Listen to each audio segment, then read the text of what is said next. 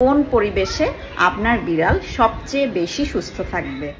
পরিচিত অনেকেরই বিড়াল দেখে আমাদেরও কিন্তু মনে মনে অনেক আগ্রহ এবং শখ জেগে থাকে আমারও একটা খুব ফুটফুটে বিড়াল হবে।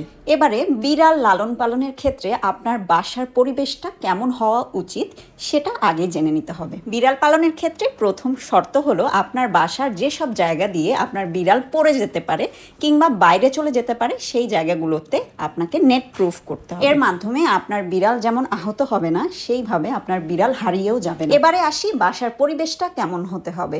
আপনার বাসার পরিবেশটা এমন হতে হবে যেখানে অন্তত একবেলা রোদ ঢোকে। মনে রাখবেন, বিড়াল এমন একটা প্রাণী যারা খুব বেশি গরমও সহ্য করতে পারে না এবং খুব একটা শীতও সহ্য করতে পারে না। একটা বিষয় সবচেয়ে বেশি আপনাকে মাথায় রাখতে হবে, গ্রীষ্মকালের থেকে শীতকালে আপনার পরিচর্যাটা বিড়ালের জন্য সবচেয়ে বেস্ট আকারে দিতে হবে, কারণ বিড়াল সাধারণত শীতকালেই প্রচণ্ড পরিমাণে অসুস্থ হয়ে পড়ে। এখানে আরও একটা গুরুত্বপূর্ণ কথা বলে রাখি, অনেকেই ভেবে থাকেন বিড়ালকে খুব একটা পরিষ্কার পরিচ্ছন্ন রাখার দরকার নেই, কিন্তু মনে রাখবেন বিড়াল সবচেয়ে পরিষ্কার পরিচ্ছন্ন একটি প্রাণী।